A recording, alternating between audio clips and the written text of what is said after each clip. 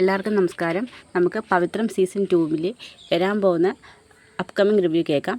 അങ്ങനെ ഒട്ടും പരിചയമില്ലാത്ത രണ്ട് പേര് തമ്മിൽ വളരെ വ്യത്യസ്തമായ സാഹചര്യങ്ങളിൽ പരസ്പരം വിവാഹം കഴിക്കേണ്ടി വരുന്നു. അതിലെ നായകന്മാരാണ് നമ്മുടെ വിക്രവും വേദയും. പക്ഷേ വിവാഹശേഷം അവർ വളരെ അനർക്കമായി പ്രണയിക്കുകയും അതിനുശേഷം ഒരു ചതിയിലകപ്പെട്ട് വിക്രത്തിനും വേദയ്ക്കും വർഷങ്ങളോളം പിരിഞ്ഞ് താമസിക്കേണ്ടി വരുന്നു. അങ്ങനെ ശ്രീകാന്ത് എന്ന ചതിയിലകപ്പെടുന്ന വിക്രം ജയിലിലും വേദ ആ നാട് തന്നെ ഉപേക്ഷിച്ച് മറ്റൊരു നാട്ടിലോട്ട് ചേക്കേറുകയും ചെയ്യുന്നു. വേദ ചെന്നെത്തുന്നത് ഡൽഹിയിലാണ്. ഡൽഹിയിൽ നിന്ന് വേദയ്ക്ക് സഹായത്തിന് വേദയ്ക്കൊരു കൂട്ടുകാരിയെ കിട്ടുന്നുണ്ട്. വേദ തുടർപഠനം നടത്തുകയും വേദ ഒരു പെൺകുഞ്ഞിന് ജന്മം നൽകുകയും ചെയ്യുന്നു. അതേസമയം നമ്മുടെ വിക്രം അനിയൻകുട്ടൻ്റെയും ചന്ദ്രശേഖരൻ്റെയും മരണത്തെ സംബന്ധിച്ച് വിക്രം കള്ളത്തെളിവുകളുടെ അടിസ്ഥാനത്തിൽ വിക്രം ജയിലിലാവുകയാണ്. ജയിലിൽ കിടക്കുന്ന സമയത്തും വിക്രത്തിൻ്റെ മനസ്സ് മുഴുവൻ വേദയാണ്. വേദ എവിടെയെന്ന് അറിയാത്ത ടെൻഷനിലാണ്. വരുന്നവരോടെല്ലാം വിക്രം വേദയെക്കുറിച്ച് അന്വേഷിക്കുന്നുണ്ട്. പക്ഷേ ആർക്കും വേദ എവിടെയാണെന്ന് അറിയത്തില്ല. ശ്രീകാന്ത് എന്ന ചതിയെക്കുറിച്ച് മാത്രമേ എല്ലാവർക്കും പറയാനുണ്ടായിരുന്നുള്ളൂ. ജയിലിൽ നിന്ന് പുറത്തിറങ്ങുന്ന വിക്രം നേരെ വീട്ടിലോട്ട് വരുന്നുണ്ട്.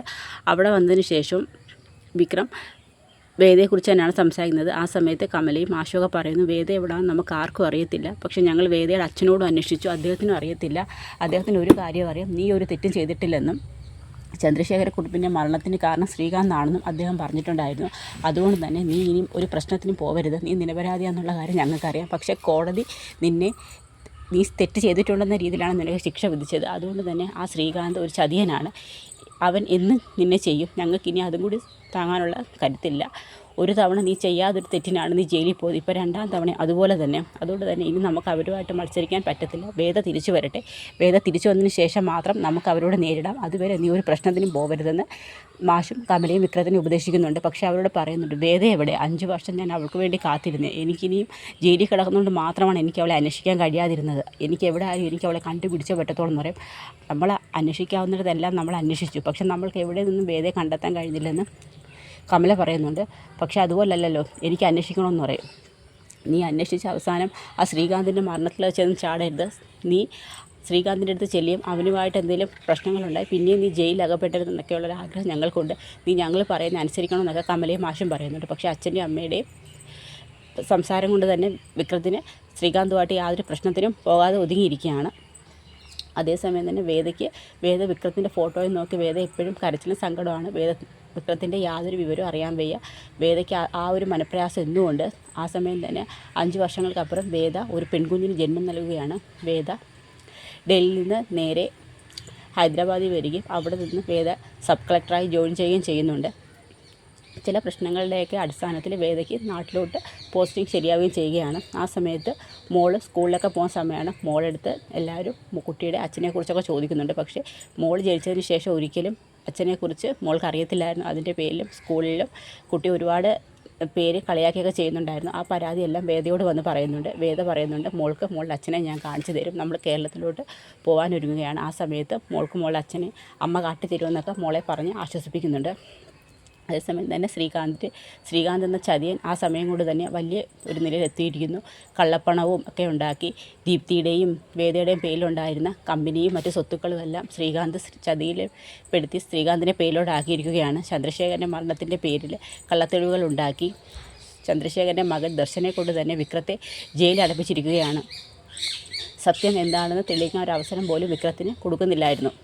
അതുപോലെ തന്നെ എൻ്റെ വേദയെയും എന്നെയും തമ്മിൽ പിരിച്ചതിനും വേദ ഈ നാട് ഉപേക്ഷിച്ച് പോകാൻ തന്നെ കാരണം അവൻ എന്നിട്ട് അവൻ സുഖിച്ച് ജീവിക്കേണ്ട, എങ്ങനെയും അവനെ നമുക്ക് ഒരു കേസിൽ പെടുത്തണമെന്ന് പറയുന്നുണ്ട്. അതുപോലെ തന്നെ അവനെക്കുറിച്ച് എന്തെങ്കിലും എനിക്ക് വേദയിൽ നിന്ന് അറിയാൻ കഴിയുമോ എന്നും വിക്രം ജോസേട്ടനോടും തോമസിനോടും പറയുന്നുണ്ട്. അങ്ങനെ അവരുടെ അടുത്ത് പറയും, ഇനി അവൻ അധികം നാൾ ഇതുപോലെ പുറത്തിറങ്ങി വിലസരുത് എന്നൊക്കെ പറയും. പുറത്തിറങ്ങുന്ന വിക്രത്തിനെ ശ്രീകാന്ത് നേരിട്ട് വന്ന് ഭീഷണിപ്പെടുത്തിയൊക്കെ ചെയ്യുന്നുണ്ടായിരുന്നു.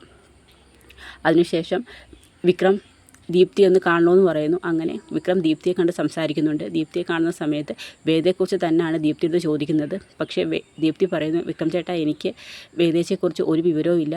അന്ന് ചേച്ചി ഇവിടുന്ന് പോയതാണ്. അന്ന് വിക്രം ചേട്ടനെ പോലീസ് അറസ്റ്റ് ചെയ്തതിന് ശേഷം ദർശൻ ചേട്ടൻ്റെ അടുത്ത് സംസാരിക്കാനായിട്ട് വേദേച്ചി വന്നെന്ന് മാത്രമേ എനിക്കറിയത്തുള്ളൂ. പക്ഷേ പിന്നെ വേദേച്ചിയെക്കുറിച്ച് ഒരു വിവരവും ഞങ്ങൾക്ക് ആർക്കുമില്ല. കമ്പനിയും മറ്റു സ്വത്തുക്കളും ഒക്കെ ഇപ്പം കൈകാര്യം ചെയ്യുന്നത് ശ്രീകാന്താണെന്ന് പറയും. അയാളെ എനിക്ക് പേടിയാണ്. അച്ഛനെ പോലും അയാൾ ഈ ഒരു രൂപത്തിലാക്കിയത് അയാളാണ്. അയാളുടെ സൗകര്യവികാരത്തിന് വേണ്ടിയാണ് അയാൾ ഇത്രയും ക്രൂരത ചെയ്തത്. എനിക്ക് അയാളോട് മത്സരിക്കാൻ പറ്റില്ല. അയാളെ എനിക്ക് പേടിയാണ്. അയാൾ എന്നെ കൊല്ലുമെന്നുള്ള ഭയമൊന്നും എനിക്കില്ല. പക്ഷേ എൻ്റെ മരണത്തിന് മുമ്പ് എനിക്ക് എൻ്റെ വരുണിൻ്റെ കൊലപാതകത്തിന് തെളിയിക്കണം. വിക്രം ചേട്ടൻ ഒരിക്കലും വരുണിനെ കൊല്ലത്തില്ലെന്ന് എനിക്കറിയാം. ഞങ്ങളുടെ വിവാഹത്തിന് പോലും നിങ്ങൾ രണ്ടുപേരും അനുകൂലിച്ച് നിന്നതാണ്. പക്ഷേ അന്നും അയാളായിരുന്നു അതിന് എതിർത്ത് നിന്നത്. പക്ഷേ അയാൾ ഒപ്പം ചേർന്ന് മറ്റാരും കൂടി ചേർന്നാണ് എൻ്റെ വരുണിനെ കൊലപ്പെടുത്തിയത്. അതെന്തായാലും തെളിയിക്കണം വിക്രം ചേട്ടാന്ന് പറയും. ശരി, നമുക്ക് അതിനെക്കുറിച്ച് അന്വേഷിക്കാമെന്ന് പറയുന്നുണ്ട്. ചതിയിലൂടെയാണ് വേദയ്ക്ക് അവകാശപ്പെട്ട കമ്പനിയും മറ്റ് സ്വത്തുക്കളും കൈക്കലാക്കിയിരിക്കുന്നത്. അതുകൊണ്ട് തന്നെ അവനത് സ്വസ്ഥമായിട്ട് അനുഭവിക്കാൻ പാടില്ല. ദീപ്തി എനിക്ക് വേണ്ടി ഒരു ഉപകാരം ചെയ്യണം. അവൻ ആ പേപ്പറുകളെല്ലാം സൂക്ഷിച്ച് വെച്ചിരിക്കുന്നത് ആ ലോക്കറിനുള്ളിലാണ്. ആ ലോക്കറിൻ്റെ താക്കോൽ എനിക്കൊന്ന് എടുത്തു തരണമെന്ന് പറയും. വിക്രം ചേട്ടാ, അത് ഒരു കുഴപ്പമില്ല, ഡ്യൂപ്ലിക്കേറ്റ് താക്കോൽ ഉണ്ടാക്കിയിട്ട് ഞാനങ്ങ് തിരിച്ചു തരാമെന്ന് പറയും. അങ്ങനെ ദീപ്തി ശ്രീകാന്തിൻ്റെ ലോക്കറിൻ്റെ താക്കോൽ എടുത്ത് കൊടുക്കുന്നുണ്ട്. ഡ്യൂപ്ലിക്കേറ്റ് കീ ഉണ്ടാക്കിയതിന് ശേഷം തന്നെ അത് തിരിച്ചു കൊടുക്കുകയാണ്. അതിനുശേഷം തോമസ് ചേട്ടൻ്റെ അടുത്തും രാജേട്ടൻ്റെ അടുത്തും പറയുന്നുണ്ട്, നമുക്ക് ഇന്ന് തന്നെ അവൻ്റെ കമ്പനി കയറണം. വേദയുടെ പേരിലുള്ള സ്വത്തുക്കളെല്ലാം അവൻ്റെ പേരിലാക്കിയിരിക്കുകയാണ്. അതിൻ്റെ പേപ്പറുകളും മറ്റ് കടലാസുകളും എല്ലാം ആ ലോക്കറിനകത്തുണ്ട്. നമുക്കത് എടുക്കണമെന്ന് പറയും. ഇനി അവൻ ആ സ്വത്തുക്കൾ വെച്ച് സ്വൈര്യമായിട്ട് അനുഭവിക്കേണ്ടതെന്ന് പറയും. കള്ളത്തെളിവുകൾ ഉണ്ടാക്കിയിട്ടാണ് അവൻ ചന്ദ്രശേഖരനെ ഞാൻ കൊന്നെന്ന് പറഞ്ഞുകൊണ്ട് അവൻ എന്നെ ജയിലിലാക്കിയത്. എന്നിട്ട് അദ്ദേഹത്തിൻ്റെ മകനെ കൊണ്ട് തന്നെ എനിക്ക് ശിക്ഷ പീഡിപ്പിച്ച് തന്നു. അതൊക്കെ കേൾക്കുമ്പം തോമസ് ചേട്ടനും പറയും, ശരിയാ, ഇനി അവൻ അത്ര സ്വസ്ഥമായിട്ട് ജീവിക്കണം, ഇനി അവൻ്റെ ജീവിതം ജയിലിനുള്ളിലാവട്ടെ എന്ന് പറയും.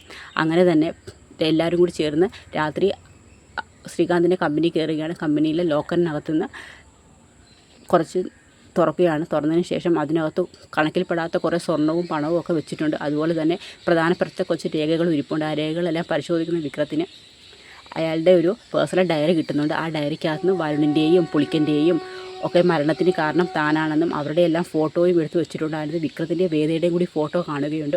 കൊന്നവരുടെ ഓരോരുത്തരുടെ ഫോട്ടോയും എടുത്ത് സൂക്ഷിച്ചു വെച്ചിട്ടുണ്ടായിരുന്നു. അതിനകത്ത് നിന്ന് വ്യക്തമായിട്ട് വരുണിനെ കൊന്നത് SA സാബു ആണെന്നും എഴുതിയിട്ടുണ്ടായിരുന്നു. ഇതിൽ നിന്നൊക്കെ മനസ്സിലാക്കുന്നു അവൻ ഇത്രത്തോളം ദുഷ്ടനാണെന്നുള്ള കാര്യം ശ്രീകാന്തിനെക്കുറിച്ച് വിക്രം മനസ്സിലാക്കുകയാണ്. അതിനുശേഷം കുറച്ച് രേഖകൾ പരിശോധിക്കുന്നതിനകത്തുനിന്ന് വേദയുടെ പേരിലുള്ള കമ്പനിയുടെ ഷെയറും വേദയുടെ പേരിലുള്ള കമ്പനിയുടെ അവകാശവും എല്ലാം ശ്രീകാന്ത് ചതിയിലൂടെ സ്വന്തം പേരിലാക്കിയിരിക്കുകയാണ്. ഇതെല്ലാം വിക്രത്തിൻ്റെ തെളിവാണ്. അങ്ങനെ വിക്രം അതെല്ലാം എടുത്ത് കൈക്കലാക്കുകയാണ്. അതിനുശേഷം തിരിച്ച് രാജേട്ടനടുത്ത് പറയും, ഈ രേഖകളും ഈ ഡയറിയും എല്ലാം തോമസ് ചേട്ടൻ്റെ വീട്ടിൽ സൂക്ഷിക്കണം. ഇത് എൻ്റെ വീട്ടിലോട്ട് കൊണ്ടുപോകാൻ പറ്റത്തില്ല. അച്ഛനും അമ്മയും ഒരു പ്രശ്നത്തിനും ശ്രീകാന്തോട്ട് പോകരുതെന്നാണ് പറഞ്ഞിരിക്കുന്നത്. അതുകൊണ്ട് തന്നെ ഇത് ഞാൻ കൊണ്ടുചെന്ന് കഴിഞ്ഞാൽ ഒരു അന്വേഷണം ഉണ്ടായാലും അത് പ്രശ്നമായിരിക്കും. അതുകൊണ്ട് ഇത് തോമസ് ചേട്ടൻ്റെ വീട്ടിൽ തന്നെ സൂക്ഷിക്കാൻ പറയും. എങ്കിൽ അങ്ങനെ ആവട്ടെ എന്ന് പറയും. അങ്ങനെ വിക്രം രാവിലെ കുളിച്ച് ഫ്രഷായിട്ട് വീട്ടിൽ നിന്ന് പുറത്തിറങ്ങിയാണ്. ആ സമയത്ത് ശ്രീകാന്തിൻ്റെ ഒരു കോള് വരുന്നുണ്ട്. ആ ചോദിക്കും, സാറേ, നമ്മുടെ ഓഫീസിൽ ഒരു മോഷണം നടന്നിട്ടുണ്ടെന്ന് പറയും. മോഷണമോ? അതെ, ലോക്കറും പൊളിച്ചിട്ടുണ്ടെന്ന് പറയും. ഇത് കേൾക്കുന്ന ശ്രീകാന്തിന് ഭയപ്പെടുന്നുണ്ട്. കാരണം പ്രധാനപ്പെട്ട രേഖകളെല്ലാം വെച്ചിരിക്കുന്ന ലോക്കറിലാണ്. അങ്ങനെ ശ്രീകാന്ത് പെട്ടെന്ന് ഓഫീസിലോട്ട് വരികയാണ്. സാറെ പോലീസിനെ വിളിക്കട്ടെ എന്ന് ചോദിക്കും. തൽക്കാലം പോലീസിനെ അറിയിക്കേണ്ട, കാരണം അനധികൃതമായി ഉണ്ടാക്കിയ സ്വത്തുക്കളൊക്കെയാണ് അതിനകത്ത് വെച്ചിരിക്കുന്നത്. അതിനുശേഷം കണക്കിൽപ്പെടാത്ത പണവും എല്ലാം മോഷ്ടിക്കപ്പെട്ടിരിക്കുകയാണ്. പോലീസിലൊന്നും ഇൻഫോം ചെയ്യാനും പറ്റത്തില്ല. അയാൾ സമ്പാദിച്ച ഇത്രയും കാലം കൊണ്ട് എല്ലാവരെയും പറ്റിച്ചുണ്ടാക്കി വെച്ച എല്ലാ സമ്പാദ്യം നഷ്ടപ്പെടുകയാണ്. ആ സമയത്തിലാണ് നമ്മുടെ ശ്രീകാന്തിൻ്റെ ഒരു കോള് വരുന്നത്. അത് വിക്രമായിരുന്നു. വിക്രം പറയുന്നുണ്ട്, നീ എന്താ കരുതിയത്? ജയിലിൽ പോയതിന് ശേഷം ഞാൻ അടങ്ങിയിരിക്കുന്നു. എന്നെയും എൻ്റെ ഭാര്യയും തമ്മിൽ പിരിച്ചതിന് ശേഷം നിനക്ക് കുടുംബമായിട്ട് സ്വസ്ഥമായിട്ട് കഴിയാൻ നീ കരുതിയോ? വേദയുടെ പേരിലുള്ള കമ്പനിയും അതിന് ഉടമസ്ഥാവകാശവും സ്വന്തമാക്കാൻ വേണ്ടിയല്ലേ നീ ഈ ചതി മൊത്തം ചെയ്തത്? സ്വന്തം സഹോദരിയെ കൊല്ലാൻ പോലും നീ ശ്രമിച്ചതെന്ന് ചോദിക്കും. നിന്നെ പേടിച്ചിട്ടാണ് വേദ ഈ നാട് ഉപേക്ഷിച്ചു എന്നെ ഉപേക്ഷിച്ചും പോയെന്ന് പറയും. അതിനുള്ള ശിക്ഷ ഞാൻ നിനക്ക് വാങ്ങി തന്നിരിക്കുമെന്ന് പറയും. ചെയ്യാത്ത തെറ്റിന് നീ എന്നെ ജയിലിലാക്കി. ചന്ദ്രശേഖരനെ കൊന്നത് ഞാനാണ് കള്ളത്തെളിവുകൾ ഉണ്ടാക്കി ദർശനെ കൊണ്ട് നീ എന്നെ കോടതിയിൽ അടപ്പിച്ചു. എനിക്ക് 5 വർഷത്തെ ശിക്ഷ വാങ്ങിച്ചു തന്നു എന്നൊക്കെ പറഞ്ഞുകൊണ്ട് വിക്രം അങ്ങ് സംസാരിക്കുകയാണ്. ആ സമയത്ത് നീയും TV വെച്ച് നോക്കി, TVക്കകത്ത് കാണാം നിൻ്റെ വിശേഷങ്ങളെന്നൊക്കെ പറയും. അങ്ങനെ TVക്കകത്ത് ഇരുന്നുകൊണ്ട് വിക്രം എല്ലാ കാര്യങ്ങളും അങ്ങ് വിശദീകരിക്കുകയാണ്. അതിനകത്ത് തന്നെ വരുണിൻ്റെ അച്ഛൻ നമ്മുടെ വാസവനാണ്. വാസവൻ ചീഫ് മന്ത്രിയാണ്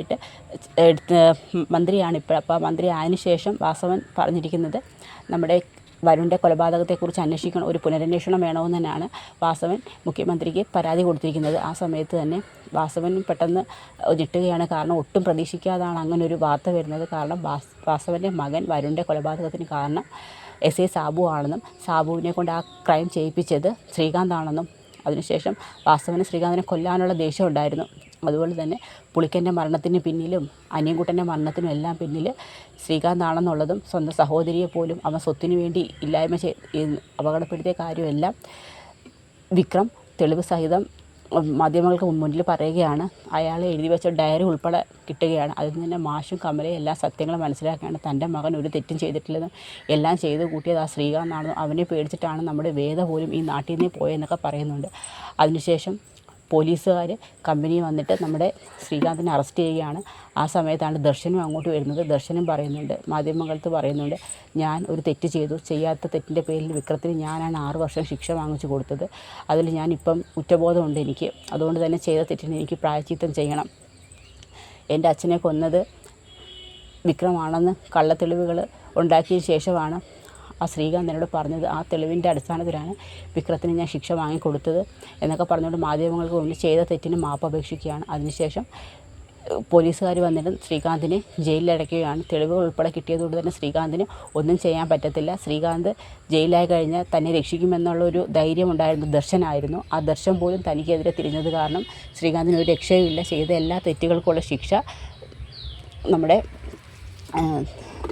ശ്രീകാന്ത് അനുഭവിക്കുകയാണ്. അതിനുശേഷം വിക്രം എല്ലാ തെളിവുകളുടെ അടിസ്ഥാനത്തിൽ വിക്രം നിരപരാധികം പുറത്തിറങ്ങിയാണ്. അതിനുശേഷം നമ്മുടെ വിക്രവും വേദയും എല്ലാം ചെയ്ത തെറ്റുകൾക്കെല്ലാം അയാൾ ജയിലിലായിട്ടുണ്ടെന്ന് അറിയുന്നു. അതിനുശേഷം വേദ എല്ലാ വിവരങ്ങളും അറിയുന്നുണ്ട്. അതിനുശേഷം വേദയും കുഞ്ഞുമായിട്ട് നാട്ടിലോട്ട് മടങ്ങി വരുന്നതിന് ശേഷം വിക്രവും വേദയും തമ്മിലൊരു റീയൂണിയൻ ഉണ്ടാവുകയാണ്. അപ്പോൾ അതൊക്കെയാണ് നമ്മൾ വരാൻ പോകുന്ന സീസൺ 2 കാണാൻ പോകുന്നത്. വീഡിയോ ഇഷ്ടമായ എല്ലാവരും ഒന്ന് സപ്പോർട്ട് ചെയ്യണേ.